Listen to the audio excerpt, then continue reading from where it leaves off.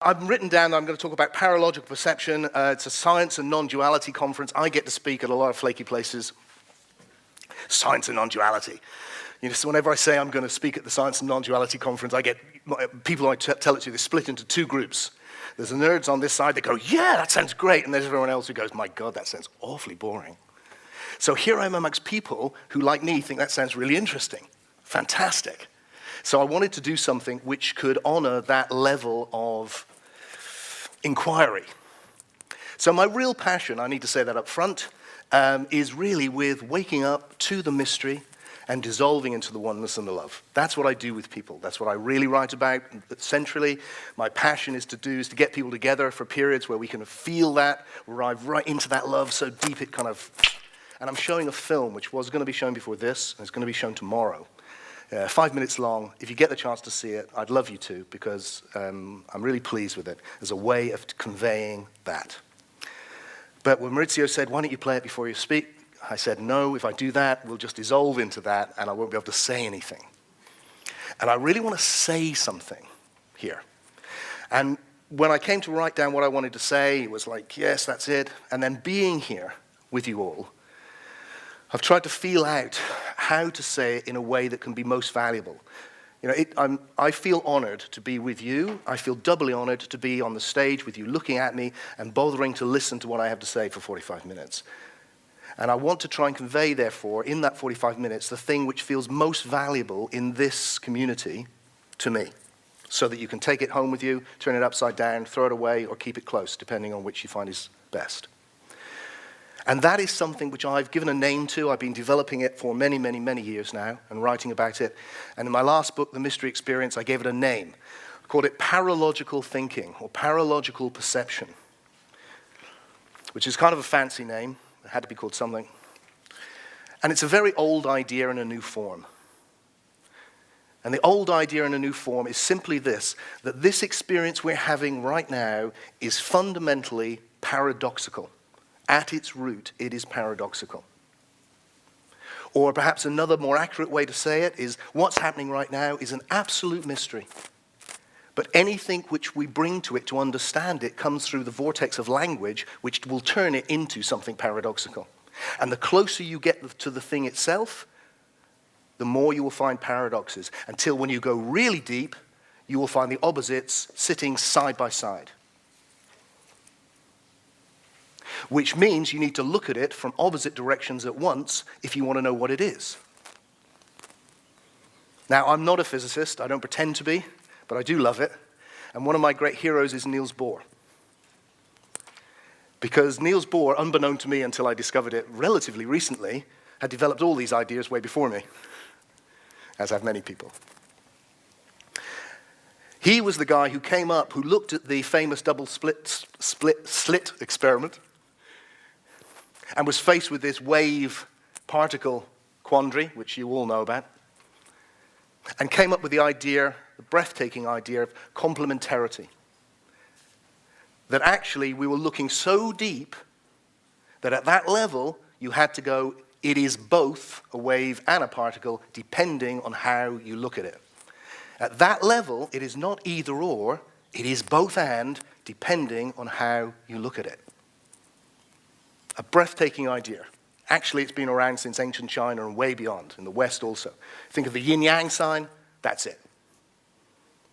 That when you get close to the Tao, to the mystery, there's a fundamental polarity, and they exist inside each other, such that you can't say it's this or that, it's both this and that, at the same time.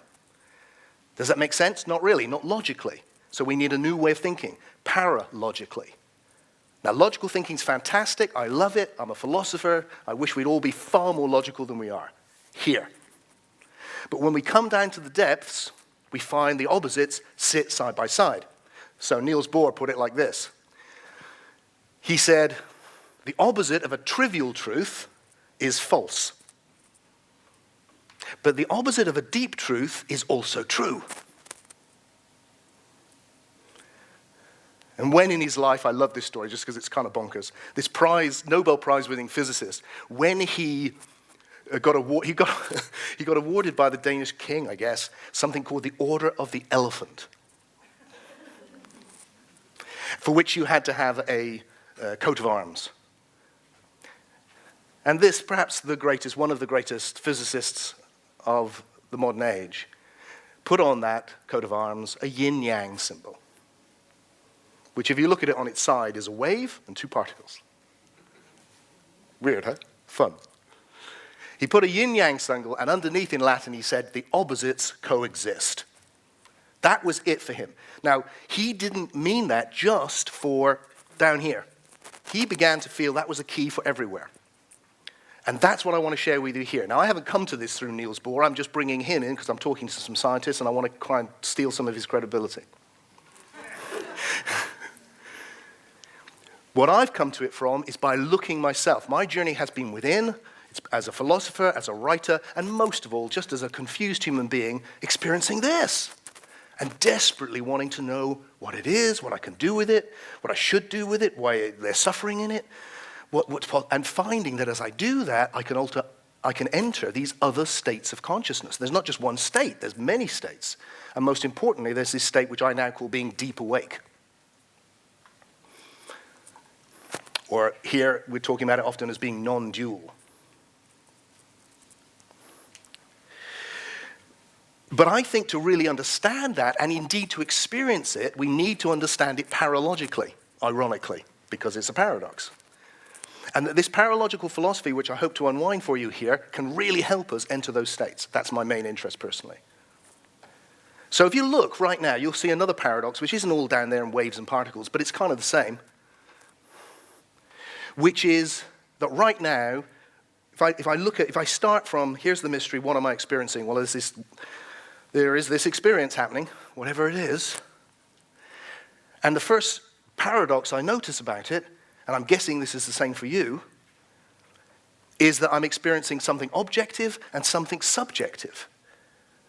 The reality of being is arising as something objective and subjective. And the objective is here, and I see you, and I touch this, and we're sharing this.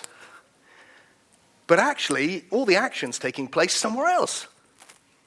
You are all very politely sitting very still. I'm doing my funny thing that I have to do. And the action is taking place in the psyche, or what used to be called the soul. Psyche just means soul. And that doesn't exist in space. Not objective space, it's subjective space. Or indeed objective time, which is why things can go very fast for someone and very slow for someone else, even while objectively it's the same for both of you. And you're experiencing that right now. But I can't see it, I can't hear it, I can't touch it, but you can. You are individual in that sense. And it's obvious, you can't escape it. What is it? Where is it? We don't know. We just see it every day and just take it for granted. There it is. So there are two ways that we can explore this experience, this mystery. Subjectively and objectively. And what I love about science, because I haven't done that, is that these guys have gone objectively. They've gone outwards. What is this stuff? It's been an objective inquiry. What I love about the mystics, what attracted me to the route I've taken in life, was to go inwards. What am I? Who's looking here? So you've got a paralogical relationship here. One going out objectively, one going in subjectively.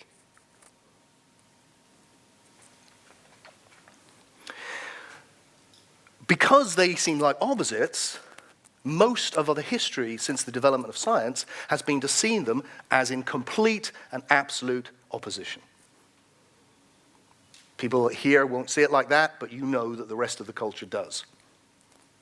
And historically it has, for all sorts of good reasons. But if we look at it paralogically, if we expect these opposites to coexist, and if we know we have to look at something from two completely opposite perspectives to see what it actually is, and hold them both, not either this or this, but both this and this, then these two fit together perfectly.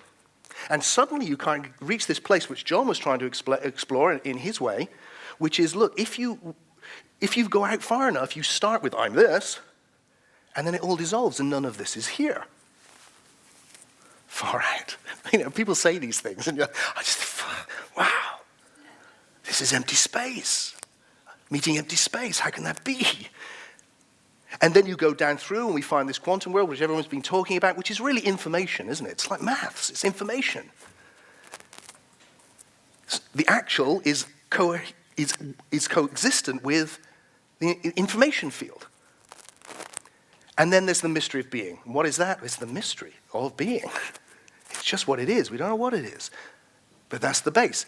That's what happens if you look outwards. Now, what happens if you look inwards? For me, it's exactly the same, but in a different way. So I go in, and there's this other world. Here's the world where I'm a body, I'm a thing, but then I go back, and there's a world of what? Possibilities, information, something which has no form like this does, but it's coexistent with it. And then right behind that, what we used to be called in the old days spirit, or essence, or being, these mean the same thing, there's the unified field. Now, if you look at the unified field objectively, which is what most scientists do, not all, but most, because they're looking outwards, you will end up saying things like there's a field of energy, or there's a fundamental objectivity which is arising as this. And if you look at it subjectively, like non-dualists do, and the sages in the East have done, and then you will end up saying things like, there's a unified field, and it's like a giant awareness. It's subjective. It's big mind, as the Zen people say. What I want to suggest is they are both true, because it's not either or, it's both and. But to describe this paradox, this hall of mirrors which we are necessarily in, we need to get to the point where that paradox is not the problem, it's the solution. Yeah, got it. Looked at one way, it's an objective field. Looked at another way, it's a subjective field. Now, the whole of philosophy that I studied is fundamentally an argument between which of those is correct. In one form or another, it's either materialist, in one form or another, subtle forms, or it's idealist, spiritual, this one. The ground is not matter, it's not objective, the ground is subjective. No, the ground is subjective, it's not objective. What if the ground is a mystery and it's arising as subjective and objective? And if you look at it objectively, you'll go, it's an object. And if you look at it subjectively, you'll go, it's a subject. Which is true? They're both true. It's not either or, it's both and, once you get down to that level. Now, I want to explore with you what it's like to see this through that lens. But before I do that, I want to share one more kind of intellectual thing. And it's a kind of a criticism. I want to be critical of a form of science and then a form of non-duality. And I feel confident to do it because I feel things are moving, and I think there is a resonance which I can maybe get away with it without upsetting too many people, I hope. So within this audience, I'm going to say the thing that I think everyone's going to go, yeah, to, I'm hoping. Which is one of the errors that gets made in science, which is an either-or error, non-paralogical thinking, is called reductionism. Now, in philosophy, I think reductionism has been utterly discredited, but in the popular mind, amongst many scientists who are working today and people I meet, there is an implicit reductionism. They don't maybe even think about it. And reductionism basically goes, look, this body is made up of molecules, made up of atoms, made up of quantum possibilities. Look, that's what there really is. This is not what there really is. That's what there really is. It's just atoms. That's reductionism. We've got this. We've set out to explain it. We've gone into it, found out what it's made of, all these tiny little things. We've cut it up, and cut it up, and cut it up, and cut it up, till it's all very, very, very, very, very, very, very small and gone. It's just atoms or empty space or something. It's just this. There's a lovely line from Albert Einstein, which I love, where one day he said to somebody, no, no, no. You cannot say that falling in love is just chemicals in your body. That will not do. And what he was railing against was reductionism. You're not really in love, it's just chemicals in your body. It's just that. And that word, it's just. If you hear it's just, you can bet your bottom dollar it's either or reductionism. Because it is that, but it's not just that. Love, which is also chemicals in your body. Interesting. Also atoms, interesting. Also void arising as something, interesting. It's all of those things. But one's not the real one. It's all of them. Now, with that sort of reductionism, which most people here, I'm sure, will have thought that thought before and not think like that, you end up in this crazy situation where human beings started out to understand their human experience and ended up reducing it to something meaningless. And this is where, in the world today, we get a very nihilistic culture, very consumeristic culture, because basically, the ethos which is unspoken is this reductionist, objectivist worldview. Really, this is a random process generated by a mechanical bing, bing, bing of billiard boards doing their thing, a load of monkeys on a rock spinning through space in an infinite universe in which you're going to live for a brief moment, go, what the hell's going on, and die. That's what that leads to. But none of that's true. That's an interpretation. That's all it is. Now, that's what happens when we reduce things to the object. What concerns me about a particular approach to non-duality, which I think is now becoming unfashionable, but was incredibly fashionable a little while back, is it is also reductionist, but in the opposite direction. Just like the material objectivist reductionists reduce it to just this, all these tiny little bits of something, there is a way of, and I've been guilty of this myself many years ago, this is why I'm critical of it, because I've been down that road, is that you can end up coming back into this unified field, which is a real experience, and one which we must all experience because it's so beautiful, and let's do it together. But what happens is that's what's real. So there is a state, without doubt. It's accessible actually right now quite easily. I will try and point out why in a minute. In which you can see, look, this is all one. It really is all one. There is no separation between anything. But that shouldn't lead to the reductionism, just like it is all atoms. But it's not just atoms. And it is all one. But it's not just all one. It is also all many. But what happens when we reduce it is we get this thing where we go, you're not really doing that. You don't really even exist. There is no separateness. I remember last year when I was trying to say a bit of this, someone said, but Tim, there is no separateness. And my reply, which I'll do for you now just because it might work again, was to say, look, I'm going to think a thought. Okay, here I go. Ready? You don't know if I thought a thought. You don't know what it was. Maybe I didn't think anything. Who knows? But you don't know what it is. Why? Because there's separateness, for Jesus Christ. Get used to it. You know, it's like there is separateness. How can you miss that? It's indisputably true. But there is also oneness. Not instead, but as well. Now, when you end up in a position where you're saying absurd things, you know you've entered a theology. You have lost touch with where you started, which was, how can we explain this? And ended up with a story. And it's an either-or story. You found this, and therefore you've gone, well, this must be unreal then. Why? What's any more unreal about this than this? Why is the separateness unreal, but the oneness real? Why are the atoms real, but this level is unreal? Why? Isn't it all real? And to describe the reality of it, don't we need to see it from opposite perspectives? And don't we need to stop? Perhaps, I want to offer you this possibility, stop this either or. It's either one or it's many. And just look and go, oh my God, it's one and many. How can it be one and many? I don't know, but it is. How could it be subject and object and be all one? I don't know, but it is.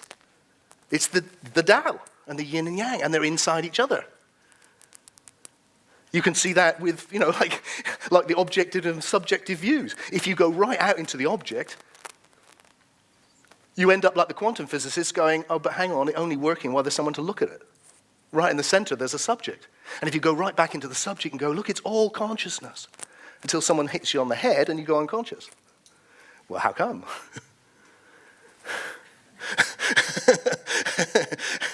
It can't be all consciousness, can it?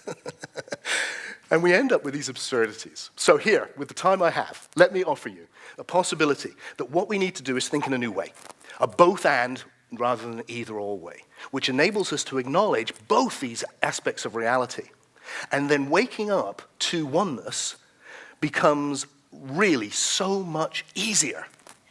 Because the reason most of us do not experience the fundamental oneness which is there staring us in the face is because we're convinced it's either or. So, while I was stuck in that, it was like, well, I can experience the oneness, but I've got to get rid of Tim. And if I stare at white walls long enough, and I did, and do all that stuff, then eventually there'll be this moment, and Tim will go, and hurrah, and then, but the bastard wouldn't go. He was just there. He'd just come back, and there he was, and get rid of Tim. No, here he is. But it's not like that now. What I feel like I see now is much more interesting to me, which is that my identity is both this and this. And the metaphor, which helps me, and it may help you, is a very ancient metaphor, which you hear in every tradition which I've written books on. Someone says it, so I can't claim it. Which is that this is like a dream. Now, I'm talking now from the spiritual subjective, right? There's two ways of looking at it. It's like a dream. In this way, it's not a dream, but it's like one in certain respects, important respects. If you think about dreaming, I think you can see immediately that your identity in a dream is a paradox. It's paralogical. Because when you dream, on the one hand, you are one character in your dream, going about your dream business and whatever it happens to be. It's in a world that can seem very real, sometimes terrifyingly real, or erotically real, or God knows what. That's all happening. And you're this, and you're looking out from your dream eyes in your dream world, going about your dream business with a lot of other dream people, except you don't know any of that. But when you look from when you wake up, or if you dream consciously, you dream lucidly, you see, oh, look, I am that, but I am also the dreamer. I am also the awareness within which the whole dream is arising. I am both in the dream as this, and the dream is in me. Which is true? They're both true. Depending on how you look at it. Here, I'm in the dream. Here, the dream is in me. Here, I'm one of the characters in the dream. Here, it's all me. It's all one. There is no me, really. It's all one. It's a bit like the particle and the wave. Which is it? It's both of those. So have a look right now. Have a look at this moment right now with me. Here's your objectivity. This is the bit we get to touch and listen to and wave at. But what you're connecting with, and what I'm connecting with, isn't just that. It is that, and that's beautiful. Bodies are great. But what you're connecting with when you look in my eyes or you hear my words is something you can't see or hear. You're connecting with conscious being.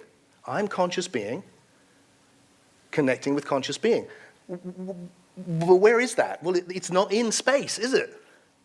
It really isn't in space. So you can't find it. If I had a big zip in my bald head and unzipped it and said, "Excuse me, sir, would you pull out my conscious being for me?" you'd just get a load of porridge. Important porridge. If you did actually do that to my head, you wouldn't find, I would not be here. Well, I wouldn't be here.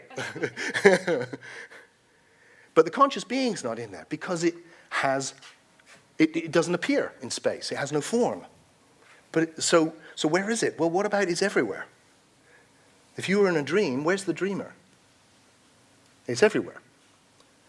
Now, because you're experiencing the dream by dreaming yourself to be one person in the dream, you don't experience that. Not normally. If you dream lucidly, though, you're in this both and place. Whoa, I'm in it, it's in me. The awakening I'm interested in, it may not be whatever other people are talking about. I don't know. I'm no longer attracted by that personally. It may be for you. I don't know. I'm interested that they're doing it, but for me, what I've become interested in is this. This moment just as it is, but with this both and awareness, this lucid living, like lucid dreaming. I'm the whole thing appearing as Tim, meeting the whole thing appearing as you. Far out. And the reason that's so important to me is because when I go deeply into that state, there is this love. This big love, this deep love, this all-embracing love. Because the way it seems to me is that love is how oneness feels. You know, when you think of someone you love, like my mind immediately goes to my little girl. She's not so little anymore, but she's still my little girl. And I love her. And what that means for me is that she's separate, increasingly so, but she's also not separate. We're separate and not separate. And the experience of being separate and not separate is love. Connection. What if we're not separate or not separate from everyone? And I think that is what this awakening leads to. Not to disappearing up the mountain, but actually coming back into the dream of life with love. So that we can meet each other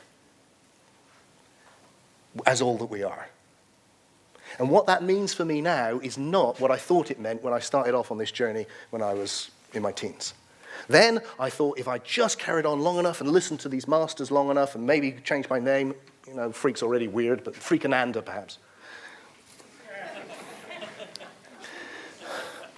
Then I would kind of turn into some sort of Uber Tim. And I'd be, Tim would disappear. I don't know what that would mean, but he would. And there'd be just like, and I'd be, and you'd meet me, and it'd be like, ooh, I met Uber Tim. And I'd go, hello. And it'd be like, shh, or something. None of that's happened, as you can see. But what has happened, has really excited me, even though it's not remotely that, is that Tim has remained resolutely Tim. But, or as well, both and, this is here. And I'm in this paradox. I'm in a paradox where on the one hand, I'm this transitory, fragile, vulnerable human being who I'm hoping is good value for 45 minutes, but 24/7, I tell you, he can be a pain in the ass. It's Tim. He's formed by all the limits he's experienced, all the experiences he's been privy to. And there's this essence of being, which is my own deep self, which is also the deep self of everyone. It's the dreamer of the dream of life. And there I'm completely safe, because I'm not in the dream. Completely safe. Here, there are no attachments to anything. It just is what it is, and I love it. Here, I can be Tim, and he's got attachments. He's a human being. You know, some things are scary. When people say to me, I have no fear, I go, geez, you can't have been paying attention. Because there's scary shit out there. Bad things happen to good people every day. And what I've realized is that that attachment and all of those human qualities, which I thought I had to get rid of to have this, it's the opposite. The more I allow them and actually be human, be what I just am, the more obvious that I am also this, which is the opposite. And so that I no longer seek to be superhuman, but rather to aspire to actually be human. So, for instance, I very nearly didn't come to the conference because my mum has just got cancer for the 4th time. I love my mum. That hurts me. I'm worried about it. I'm attached to her. And I want to feel like that. When my dad died a few years ago, and he was lying in his bed, and he had a stroke, and he was just able to move one arm and go, help, help. I did not want to be sitting by his bedside with no attachments, in the void, going, it's just karma, Dad, or if only you meditated like I told you. I have transcended this. It's illusion. No, I didn't want that. I realized that was a big thing. I realized I wanted my heart to break because that was my dad. But I didn't want my heart just to break because that would have been destroying me. What I wanted was to be in the paradox, which seems to be staring me in the face every moment, which is here, everything is what it is, and it's just perfect, actually. And here, sometimes it's really not. Because this is a journey in duality, and this is not. This is one.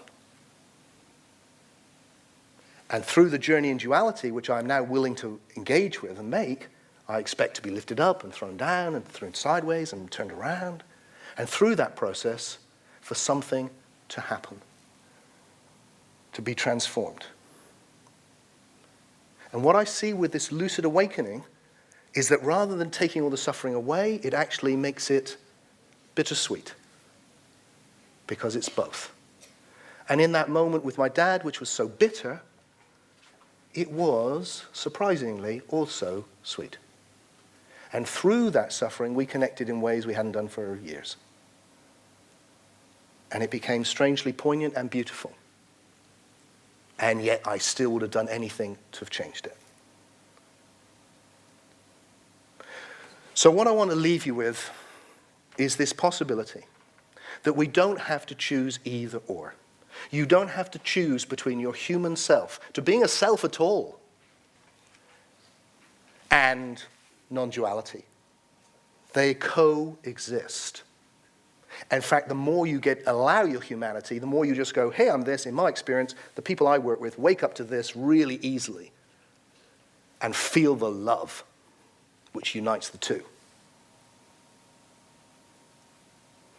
The reductionism of scientific objectivism or non-dual reductionism, you don't really exist, you have no free choice, all of your humanity is really an aberration, it's just your ego speaking, and if you resist my words, that's a surefire sign that it's your ego speaking. All of that is literally soul destroying. It will destroy your soul, which is why we hate the objectivism of science, and it's why I'm not happy with the reductionism of non-duality. Because in between those poles, the dance which is happening is the dance of soul, where you are both one, the one, and a one. And the journey we've been on, allegedly, I'm told, for 13.5 billion years, to get to you now, and us, and me, this, is not a mistake. Your ego, which you've created through decades of being an adult, is not a mistake. Your mind, which functions so exquisitely, but sometimes drives you nuts, is not a mistake. There's no enemy inside you have to kill, get rid of, transcend, or erase, or see was never there. Rather, what we need to do in every situation is when we find one truth, find the other one, which is its paralogical complementary. Here we are many, here we are one. Which is it? Both. Both at the same time. Here we are these tender, vulnerable human beings. Here we have no form, it's all potential, and it's completely safe. Rooted in this, we can dare to make the journey of life. Not to escape it, but to truly engage with it. Fully, and to bring love into it. Thank you for listening to me.